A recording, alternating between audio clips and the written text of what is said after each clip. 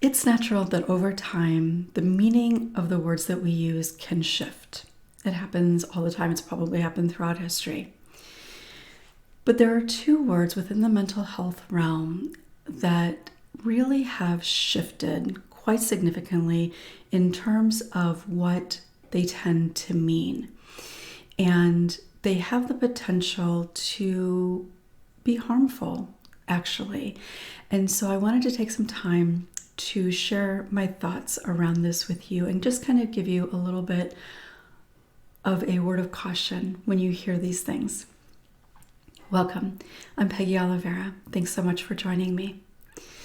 I'm doing this episode because I created a short video for social media in which I just kind of talked about the fact that there are two words that really don't mean what they used to. And those two words are expert and certified.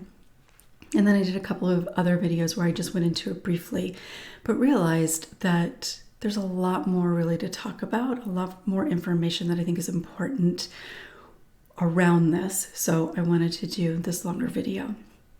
I'm hoping to not make it too long and get to both words. I might need to do a part 2 to cover the second. So when you think about expert, when you hear somebody on a blog post or in a podcast or something like that, and they reference their expertise or their years of experience or practice or research,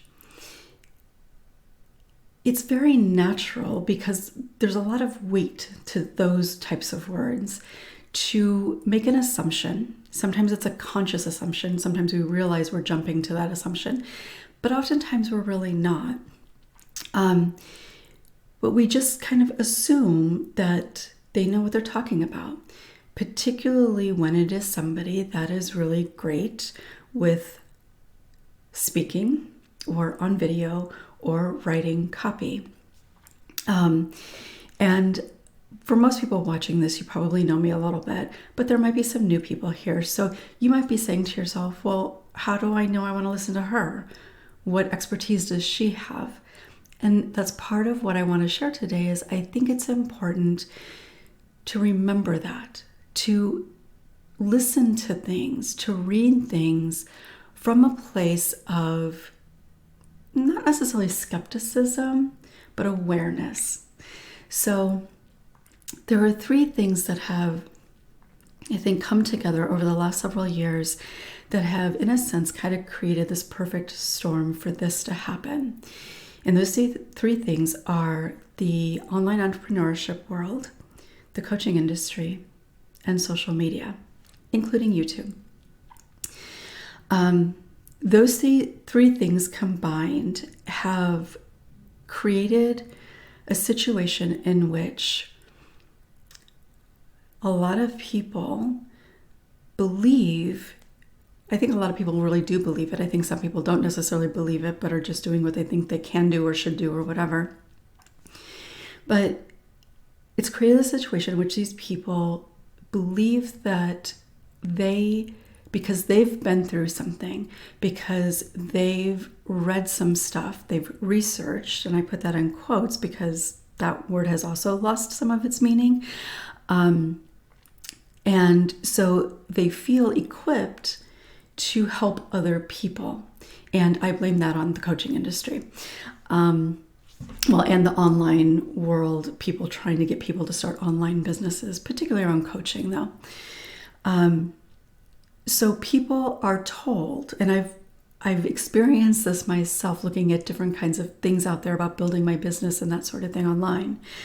But people are told that, well, if you are one step ahead, then you're an expert. Then you've got something that you can teach somebody else.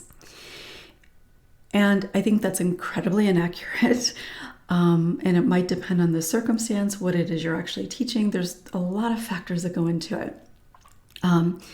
But to try to sell things, they need you to believe that if you're one step ahead or if you've been through something, then you're an expert. Then you can help somebody else. Now, I want to be very clear here.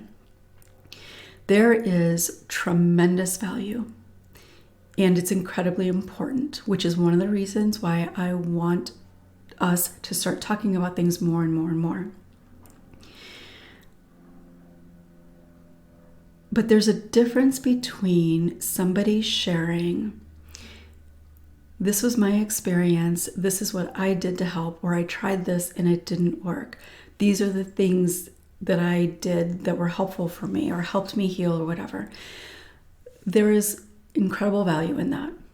And I absolutely would not want that to change. But because of these other things, what has happened is people are not necessarily just sharing that this is my experience and this is what worked for me. They are sharing it from that place of authority that I experienced this and I can now help you, whatever, fix it, heal, get better, resolve it, whatever it might be. And that is where it becomes potentially harmful. And not just harmful for the person listening or buying the thing, but actually for the other person as well. And I'll try to get into that a little bit more too.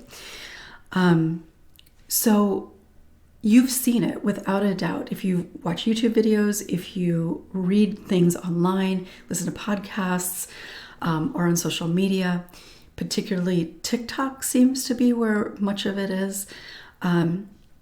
You have come across people talking about how they healed and now they've become a coach and they can help you heal as well.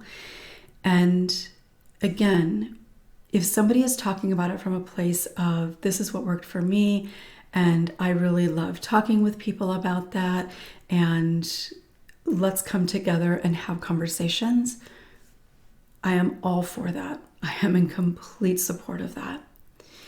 But again, approaching it from a peer perspective versus an authority or an expert perspective. And that's where I was going to say the lines are blurred, but in all reality, there are no lines any longer. And this is true certainly in the mental health field. And I've been seeing this probably because of the work that I do, mostly around trauma. Or I've been seeing this actually a lot with ADHD as well. Trauma, even parenting sometimes. And I'm sure there's some other things there too. Depression. But there's a big difference between being able to have the breadth of knowledge and understanding in everything that's involved in what this person is dealing with. And the role that you play is very different than being a peer, being a fellow whatever it is, a fellow parent, a fellow person with ADHD, a fellow trauma survivor. There's huge differences there. Again, I want to be very clear that peer connection and support, I believe, is actually necessary, which is one of the reasons why I believe so strongly in groups. Having that is incredibly important. And part of what has happened within the coaching industry is that, and I heard this several years ago when I first took my business online, and I'm still hearing it. Just heard it again like last week.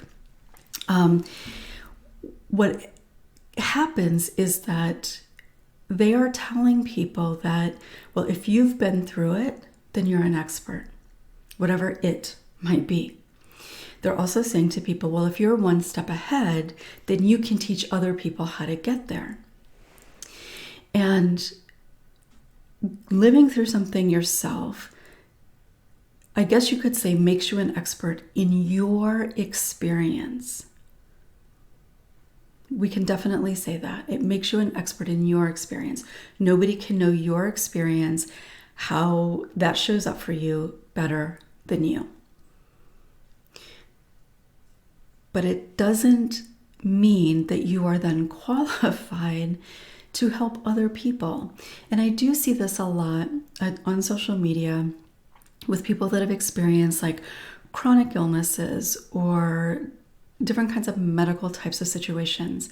And they will talk about, I healed my gut. I healed my rheumatoid arthritis. whatever. And they then create a program in which they tell you how to do that too. I think most people can recognize that when it comes to medical stuff, that there's a whole lot that somebody probably doesn't really know. I think most people can kind of recognize that, and that getting help from your medical professional is probably important. Maybe work with this person who's created this program as well, as long as you're getting your authoritative, and I put that in quotes, information from the qualified person to give it. Part of that, so that's one piece of that. The other thing there that happens is if you're one step ahead. I remember the first time I heard that, and I was so confused. I thought, wait a second. I haven't actually ended up doubting myself, like, wait a second, is that true? And I quickly realized I trusted myself that, wait a minute, there's so much risk in telling people that, and then somebody actually doing something with that. But if you think about it, being one step ahead, again, as a peer, even as children, there's a lot of benefit in that, right? Like, okay, well, this is what I'm doing and it really seems to be helping, or I'm feeling better. But you would encourage them to still work with a professional if they needed a professional, right? Like the person who's talking about healing their gut health. They would encourage you to seek medical attention if you're struggling with things. They wouldn't expect you or suggest to you that you rely on them to heal. Well, the one step ahead thing, particularly when it comes to like medical and mental health stuff, especially trauma, one of the reasons that healing trauma takes the amount of time and practice that it does is because people will feel like they've moved ahead several steps and then find that they are struggling again, feeling as if they're right back where they started. And that's a natural part of the progression in healing. So if somebody is one step ahead, or even 2 steps ahead, maybe even 5 steps ahead, there's going to come a time when they feel like they're back at step 1. There's going to be the reality that they may be able to see what's ahead of them as they're experiencing it, whether it's 1 step or 5 steps. But they can't yet see steps 12, steps 20, steps 30 and 50. When you have no idea what those steps are, how can you expect to help somebody who's back at step 1 to move not only to where you are, but beyond? And can they really move to where you are? Because you don't fully understand what got you there. There's going to be a lot of differences between you and your experience and what helped you get to where you are and this person. And because you're at step 5 or 10 or 1, as they suggest, when you don't know what's coming around the corner, that step that you took could actually be unhelpful, maybe even harmful to the next 10 steps you need to take. So, and this is, I really believe that this is part of the problem with the coaching industry, because the reality is that, and I see this all the time, coaches have come up and they've done things to become a coach, whatever that might be, because again, it's not regulated. So literally anybody, and I'm using that word very specifically, literally anybody can be a coach. Anybody can say that they're an expert. Anybody can create a great landing page and tell you that they can help you heal. Anybody. But when you don't understand, when you have no awareness even, and you don't really understand all of the complexity that goes into mental health or medical issues. When you don't understand all of that, you risk putting somebody at risk of even more harm. Just like with medical stuff, if you take a supplement and that's been helpful for you and you tell everybody else that they need to take the supplement because you've done all the research, which means that you've done some Google searching, there could be a lot of contraindications as to why other people, maybe certain types of people, maybe other people just generally, maybe shouldn't be taking that supplement.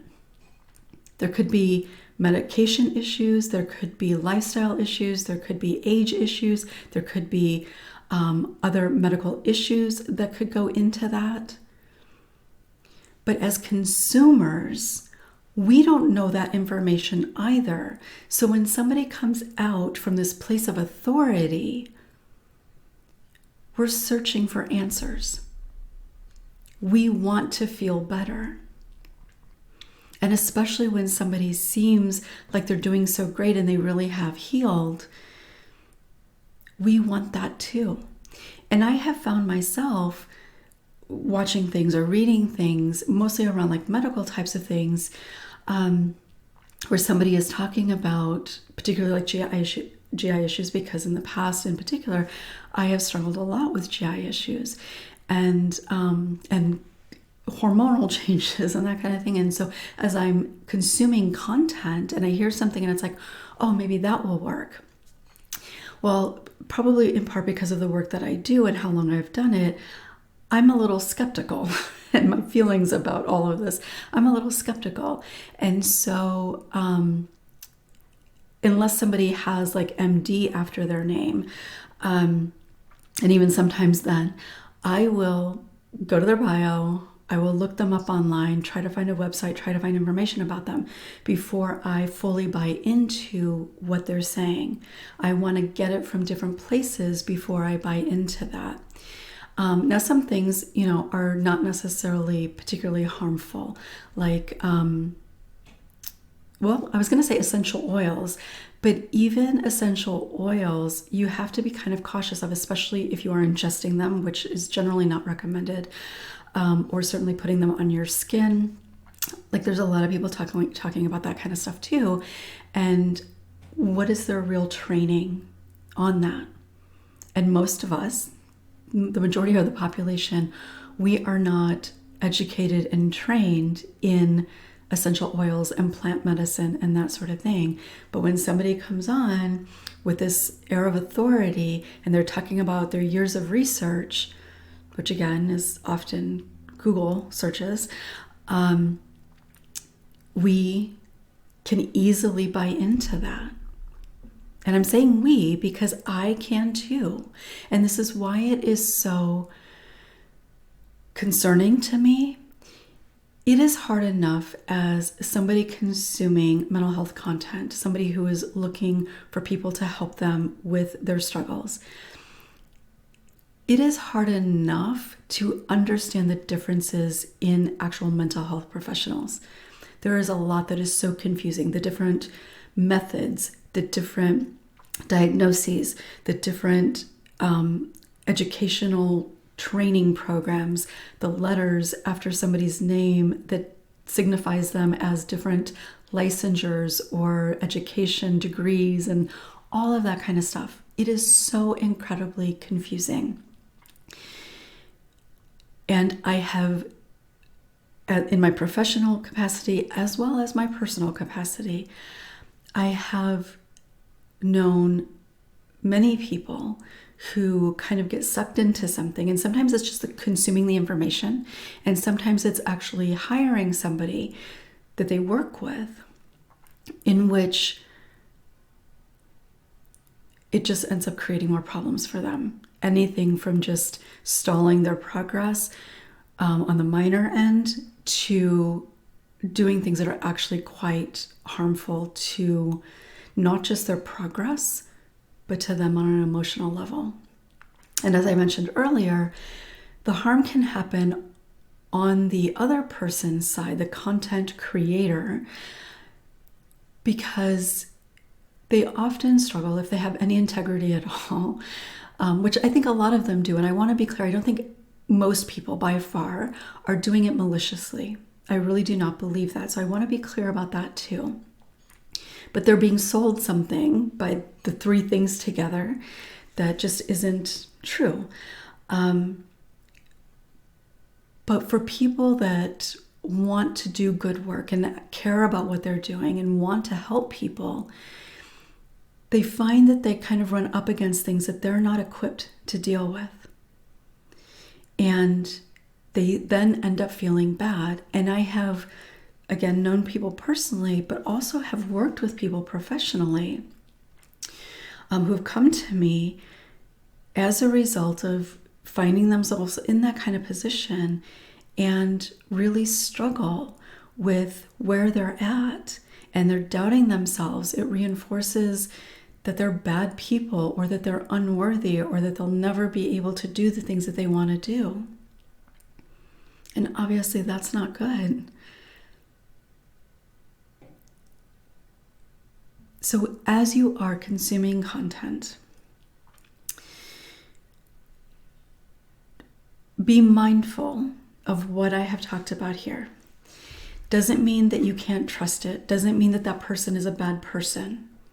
And I definitely want to stress that. Like I said, I know people both personally and professionally, and none of them are bad people. None of them are even dishonest or disingenuous, because they believe that. They were told that. And social media, with the continual opportunity for people to do this, we get sucked into it, and so we believe it too. So just be mindful of that. Get on Google, look them up. What are their qualifications? If their qualifications are solely that they went through it too, what is it that you're really going to them for? Do you want just kind of support and community, connecting with somebody who's been there? Then that person might be great for you. If you're thinking that that person is going to be able to get you from where you are to where you ultimately want to be, probably not. And there's quite a bit of risk within that.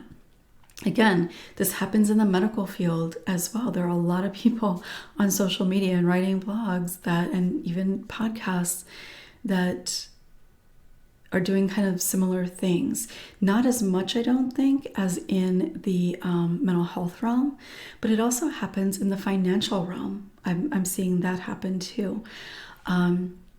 So recognize that when somebody talks about all the years of research that they've done, what does that really mean? Good chance it likely just means that they've read a lot of stuff from Google, maybe even read some books, maybe even by people that are qualified to write the books as an expert. But that does not give you the depth and breadth of understanding, of knowledge, of training, of clinical experience and supervision that you need to be able to do all of that, to conceptualize all of that.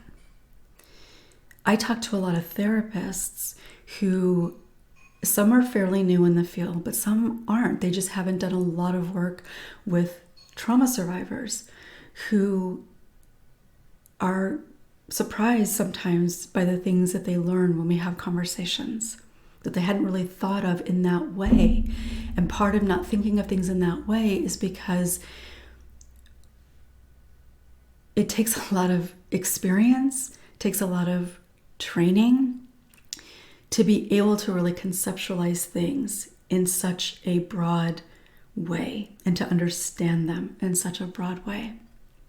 So this video ended up being much longer than I anticipated, and I only got to expert. So I will do another video in which I go into how certified has kind of changed what it means over time as well. So I'll look forward to seeing you there. If you haven't yet, make sure to subscribe, click the bell for notifications. If you found this video helpful, if you think it might be helpful for other people, please give it a thumbs up, maybe even consider sharing it so that other people can find it too. Thanks so much for watching. I look forward to seeing you next time.